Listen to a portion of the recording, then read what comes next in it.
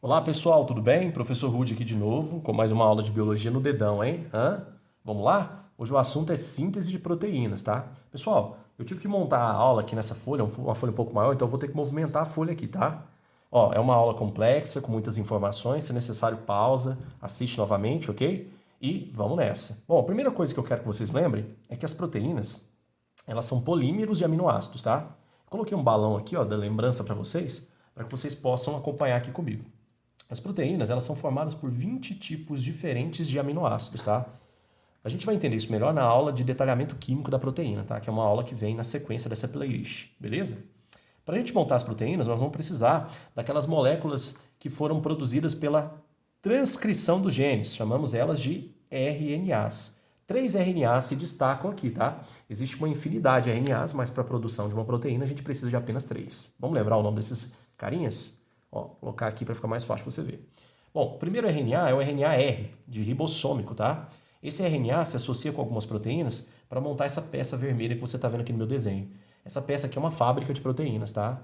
É o ribossomo. Nós encontramos os ribossomos livres aqui no citoplasma da célula, ou a gente encontra eles associados a algumas organelas, tá? Quando os ribossomos se associam aos retículos endoplasmáticos, a gente forma um retículo endoplasmático granuloso, que é uma coisa que você estuda lá em organelas citoplasmáticas, beleza? Quando se trata dos ribossomos, ele é formado por duas partes. Uma parte menor, que a gente chama de subunidade menor, essa parte aqui de baixo, e uma parte maior, que a gente chama de subunidade maior, essa parte aqui de cima. Isso não é muito importante, não. O que eu quero que vocês entendam e percebam aqui no meu desenho é que na parte maior você tem dois espaços. Esses espaços são chamados de sítios, tá? Esses sítios aqui são importantes para que a gente consiga unir os aminoácidos para formar uma proteína. Um sítio é conhecido como P, de proteína, e um sítio é conhecido como A, de aminoácido, tudo bem? Então, ribossomo é formado por RNA ribossômico. RNA transportador, o RNA-T, tá? O RNA transportador, ele carrega os aminoácidos, tá? Ele transporta os aminoácidos, 20 tipos diferentes que a gente precisa para montar as proteínas. E ele tem uma sequência nucleotídica aqui, ó, complementar aos códigos do RNA mensageiro. A gente chama essa sequência de anticódon, tá bom? E a molécula mais importante, que é a molécula que contém as informações necessárias para a produção de uma proteína, o RNA mensageiro. O RNA mensageiro, pessoal, ele tem essas sequências aqui, ó, nucleotídicas 3A3, que ficaram conhecidas como códons, tá? Essas sequências nucleotídicas aqui, elas especificam o aminoácido e a posição que ele vai ocupar na proteína, beleza? Muito bem. Então, a gente tem quantos RNAs envolvidos diretamente na produção de uma proteína? 3. O ribossômico, que vai montar os ribossomos, o transportador, que carrega ou transporta os aminoácidos e tem a sequência complementar aos códigos, chamado de anticódon, e o RNA mensageiro, que vai especificar o tipo de aminoácido e a posição dele na proteína. Como é que ele faz isso? Ele é codificado por sequências tríplicas de nucleotídeo, ou sequências triplas, que nós chamamos de códons, beleza? Bora lá? Antes da gente começar, vamos entender onde cada etapa se processa. Bom, a informação genética para a gente montar uma proteína está lá no núcleo celular. Então, perceba esse desenho que eu fiz aqui, ó. Essa região aqui seria uma parte do núcleo. Você está olhando uma parte do núcleo. Você tem aqui a membrana nuclear, chamada de carioteca. Perceba que a carioteca tem uns pontinhos aqui, ó, que permitem acesso ao núcleo. Esses pontinhos permitem acesso ao núcleo, deixam algumas substâncias entrarem e algumas substâncias saírem, tá? São poros, viu, moçada?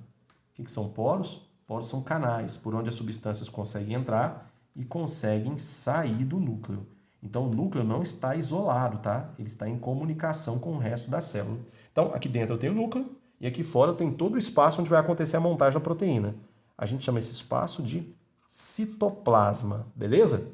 Lá no núcleo, eu tenho aqui a sequência nucleotídica que vai produzir a mensagem, chamada de gene. O gene transcreve um RNA mensageiro com os códons. Esse RNA mensageiro sai do núcleo e vai para o citoplasma para a gente montar a proteína, beleza? Então vamos lá, vamos começar a montagem da proteína. Deixa eu descer aqui para posicionar para vocês. Isso. Presta bastante atenção para você não se confundir. As duas partes do ribossomo, elas se desencaixam. A parte menor e a parte maior. Quando essas partes desencaixam, elas permitem a entrada dos RNAs. Quais RNAs? O RNA mensageiro e o RNA transportador. Bom, quando essas partes desencaixam, olha só que interessante. A primeira sequência de nucleotídeos do RNA mensageiro entra aqui no espaço A ou no sítio A. Essa sequência é conhecida como sequência de iniciação. A gente chama esse códon aí de códon de iniciação. É o UAG. Vamos colocar aqui, ó. Isso aqui é o códon de iniciação. O que eu quero que vocês entendam com essa expressão códon de iniciação? O códon de iniciação é a primeira sequência que entra no ribossomo. É a primeira sequência que vai dar início à produção de uma proteína. Mas como é que isso acontece? Vamos lá. Entrou aqui no espaço A o primeiro códon. Como é que é o nome dele? AUG. É o códon de iniciação. Imediatamente vai entrar aqui também um RNA transportador carregando o seu anticódon. Bom, o que é o anticódon? É uma sequência complementar. Se o códon aqui é o A, o G, então o anticódon tem que ser o U, A, C. Todo mundo entendeu? Aí ele entra aqui. Quando ele entrar aqui, o que vai acontecer? Se o anticódon bater com o códon, se acontecer uma complementação, se as letrinhas se combinarem, o ribossomo desencaixa mais uma vez e se movimenta. Quando ele se movimentar, pessoal, ele vai se movimentar nesse sentido aqui, ó. Presta atenção para você ver o sentido da setinha aqui, ó. Nesse sentido, ó. Como assim nesse sentido? Ele se movimenta para cá. Quando ele se movimentar para cá, olha que interessante. Tudo que está no sítio A ou no espaço A passa para o sítio P. E aí entra aqui no sítio A mais um códon e mais um RNA transportador com o seu anticódon e o seu aminoácido. Igual está acontecendo aqui, olha aqui para você ver, ó. Passou para o sítio P um RNA transportador com seu aminoácido, ok? E já está entrando aqui, ó. Veja que já entrou aqui um RNA, já entrou aqui ó, um novo códon do RNA mensageiro e já está vindo para cá, ó, mais um RNA transportador com o seu anticódon e o seu aminoácido, beleza? Vai entrar. Quando entrar, a sequência chamada de anticódon tem que ser complementar ao códon. Se for complementar, pessoal, isso vai dar tempo dos aminoácidos aqui dentro do ribossomo estabelecerem uma ligação química de união, beleza? Vamos olhar aqui no próximo desenho. Então, o que você está vendo? Desse desenho aqui, ó, do primeiro, a gente veio para cá. Tudo bem?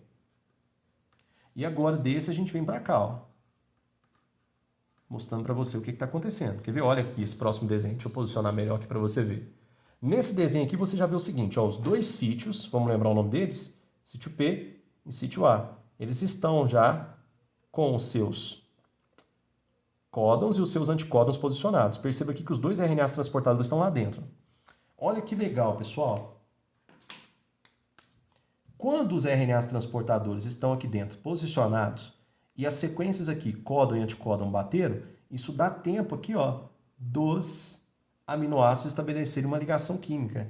Essa ligação química que você está vendo aqui mantém os aminoácidos unidos. Chamamos essa ligação de ligação peptídica. Olha que legal.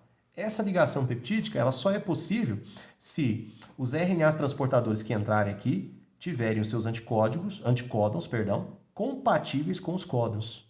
Então vamos mais uma vez. O ribossomo, ó, desde o princípio, ó, o ribossomo permitiu a entrada do códon e de um RNA transportador com o seu anticódon e o seu aminoácido. Se as sequências forem complementares, o ribossomo se movimenta. Quem está no sítio A passa para o sítio P. Quem estava no sítio A? Códon, RNA transportador com seu anticódon e o seu aminoácido. Passou para cá, olha aqui no desenho. Imediatamente, olha só quem entrou no sítio A, um novo códon. E já está vindo aqui, ó, um RNA transportador carregando o seu anticódon e o seu aminoácido.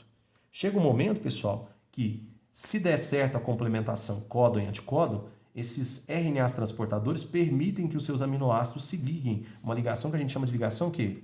Peptídica. E aí, o que acontece? O ribossomo se locomove mais uma vez. Quando ele se locomove, quem está no sítio P sai, quem está no sítio A passa para o sítio P.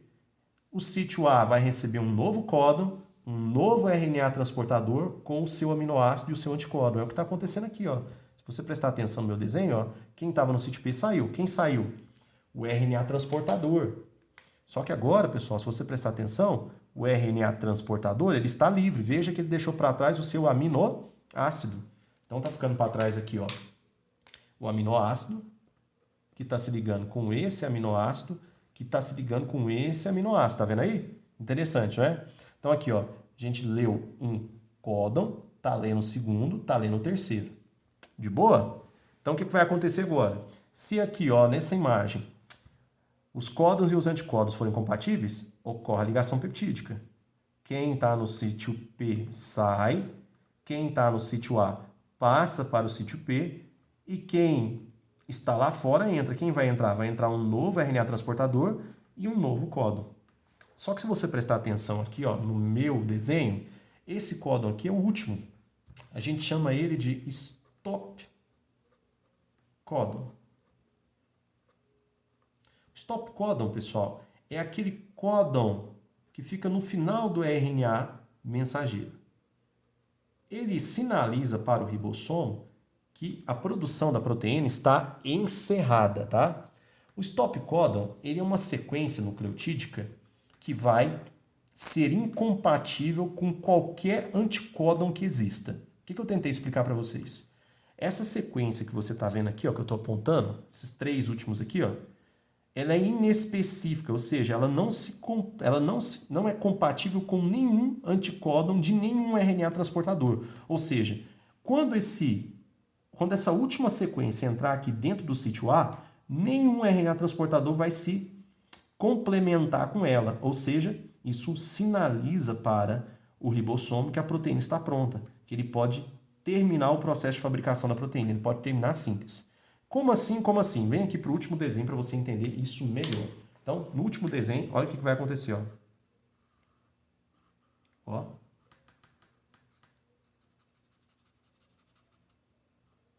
Olha o que vai acontecer aqui no último desenho. Entrou aqui no sítio A o último códon. Como é que é o nome do último códon mesmo? A gente chama de stop. Deixa eu colocar aqui para ficar mais fácil você ver. Stop, né? Stop códon.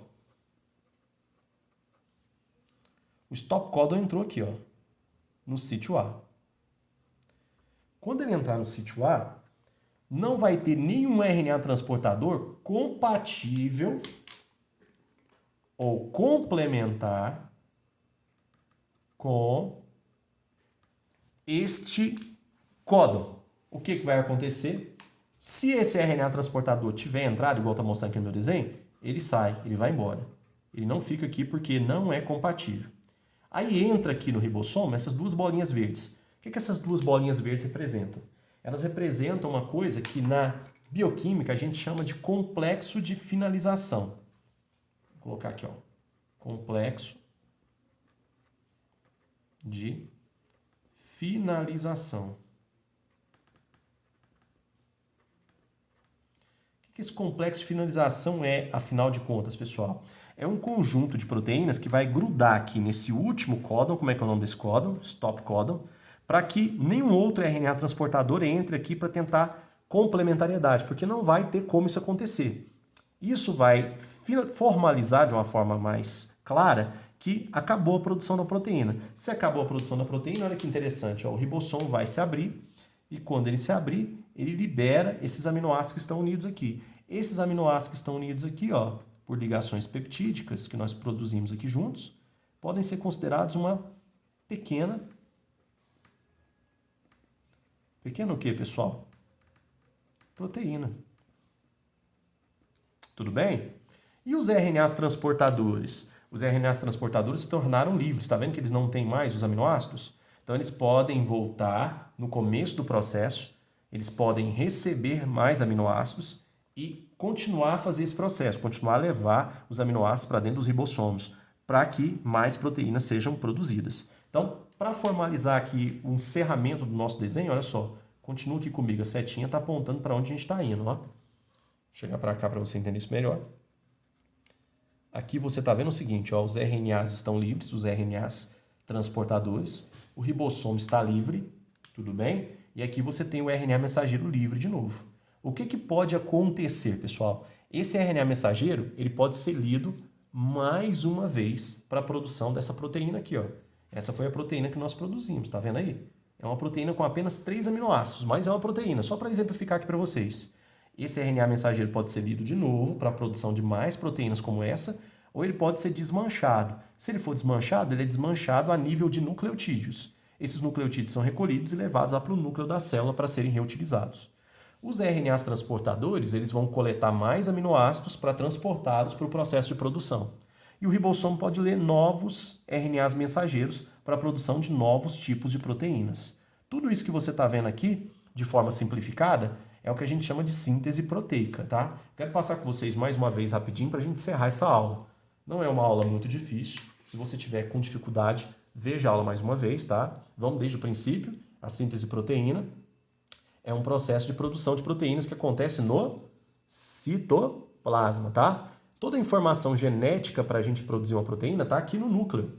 A informação genética está na forma de genes. Os genes transcrevem os RNAs abandonam o núcleo, passando pelos poros aqui da carioteca, e vão ser lidos lá no citoplasma pela ação dos ribossomos, tá? Os ribossomos têm espaços que permitem a entrada dos códons e dos RNAs transportadores com os anticódons e os aminoácidos. Então, olha só que legal. O ribossomo ele se abre, entra no espaço A um códon, o códon de iniciação, que a gente chama de AUG, ok? Entra o RNA transportador com o anticódon e o seu aminoácido. Se houver complementaridade entre códon e anticódon, o ribossomo se locomove. Ele se move nesse sentido. Quando ele se move nesse sentido, quem está no sítio A passa para o sítio P. Entra no sítio A mais um códon e vai entrar também mais um RNA transportador com o seu anticódon e o seu aminoácido. Chega um momento que você visualiza isso aqui, ó. Olha aqui o desenho aqui embaixo para você ver. Ó. Você visualiza dois RNAs transportadores dentro do ribossomo, permitindo que os seus aminoácidos realizem uma ligação chamada de ligação peptídica. Se essa ligação aqui se concretizar, o que vai acontecer? O ribossomo se locomove mais uma vez. Quem está no sítio A sai, como você está vendo aqui, o RNA transportador está indo embora. Sai também o códon, ok? Só que tem um detalhe. Quando o RNA transportador sai, ele deixa o seu aminoácido para trás, porque ele está ligado por meio de uma ligação peptídica a outro aminoácido. Então as ligações vão acontecendo, até que a gente monte uma cadeia de aminoácidos. Essa cadeia de aminoácidos pode ser grande ou pode ser pequena, e ela é chamada de proteína. Tudo bem? E o que acontece com quem está no sítio A? Quem está no sítio A passa para o sítio P. Entra no sítio A mais um códon e mais um RNA transportador com seu anticódon e com o seu aminoácido. Isso vai acontecer códon por códon até a gente chegar no último códon. O último códon é conhecido como stop códon. Para quem gosta de detalhes, pessoal, existem 3 sequências conhecidas como stop códon. A primeira é o UAA, ok? Significa que essa sequência aqui não tem nenhum anticódon complementar a ela. O UAG, essa sequência aqui também não tem nenhum anticódon complementar a ela. E essa sequência aqui, pessoal, UGA. Essa sequência aqui também é conhecida como stop códon. Então existem 3 stop códon. 3. Esses 3 stop códons sinalizam para o ribossomo que a produção da proteína está encerrada, porque nenhum anticódon é complementar a essas sequências aqui. Beleza? Olha que legal. Quando chegar aqui, ó, o momento do stop códon entrar no sítio A, se liga ao stop códon um conjunto de proteínas que eu estou representando aqui por essas bolinhas verdes. Essas proteínas chamam-se de complexo de finalização. Esse complexo de finalização se liga ao stop códon e sinaliza para o ribossomo que a proteína está encerrada. Olha o que você vê aqui no final. Você vê os RNAs transportadores livres, eles vão buscar mais aminoácidos para começar tudo de novo. O ribossomo está livre, ele pode ler outros RNAs mensageiros para a fabricação de novas proteínas. E o RNA que a gente usou está livre também, tá? Esse RNA que está livre aqui, ele pode ser lido novamente no novo ribossomo ou ele pode ser desmontado. Isso depende da necessidade que a gente tem por isso aqui, ó. Isso que a gente produziu é uma proteína. Tudo bem? Maravilha, hein, pessoal? Muita calma, viu, pessoal? Muita calma, porque agora vem uma informação importantíssima, tá? Bom, como eu disse para vocês, o RNA mensageiro ele codifica a posição e o tipo de aminoácido que vai fazer parte da proteína. Ele especifica isso, fala, ó, aqui vai ser esse aminoácido, ó, aqui vai ser esse, ó, aqui vai ser esse. Como é que isso acontece? Através dos códigos, tá? Que são as trincas nucleotídicas. Pessoal, existem 64 códons, tá? Existem 64 códons que nós usamos para a fabricação das nossas proteínas, tá? Vocês precisam lembrar desse número, 64 códons. Desses 64 códons, eu disse para você que nós usamos 3 códons para sinalizar para o ribossomo que a produção da proteína está encerrada. Então, desses 64 códons, 3 sinalizam para parar a produção da proteína, ou seja, 61 códons especificam os tipos e as posições dos aminoácidos na proteína. Legal, né? Agora, isso não é muito relevante, tá, pessoal? O que eu quero que vocês lembrem é isso aqui, ó.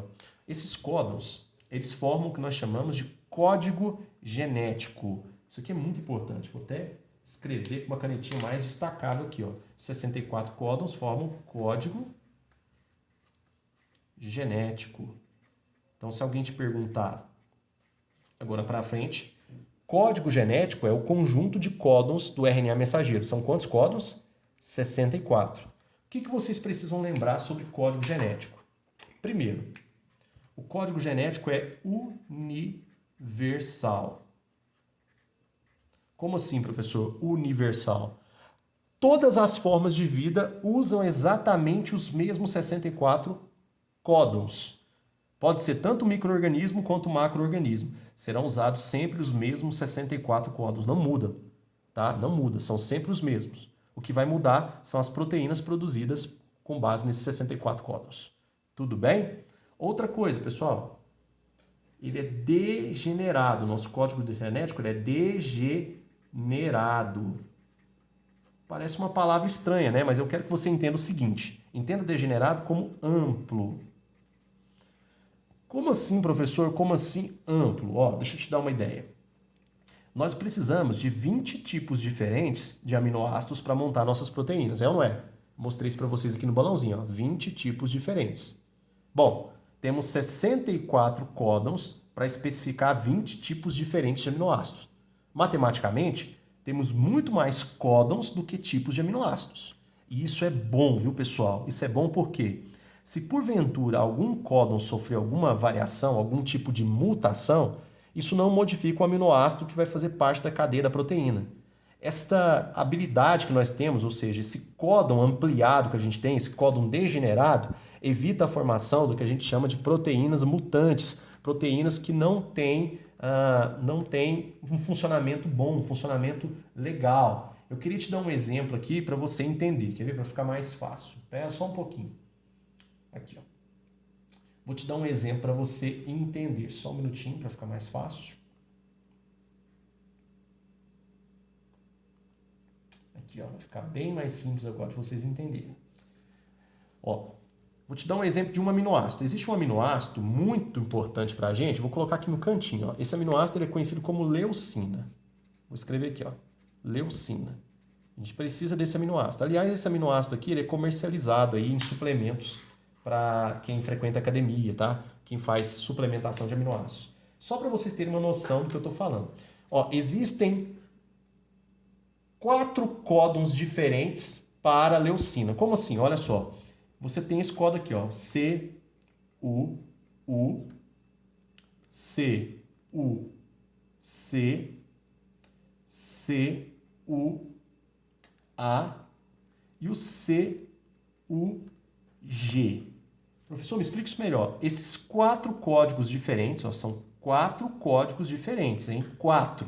Eles especificam na proteína qual aminoácido? Leucina. Como assim, como assim, como assim? Ó? Se entrar aqui no RNA esse códon, vai ser a leucina o aminoácido. Se entrar aqui no RNA esse códon, vai ser a leucina o aminoácido. Então, existem 4 códigos diferentes para o mesmo aminoácido. Ok? Como é que é o nome dessa propriedade que a gente acabou de ver? O código é degenerado. Eu tenho o quê? Um número diferente de códons para o mesmo aminoácido, tá? Existe até uma coisa interessante que a gente usa falar na biologia. A gente usa dizer o seguinte, o códon é fiel. Então, esse códon aqui, por exemplo, o C, o U, ele só serve para a leucina.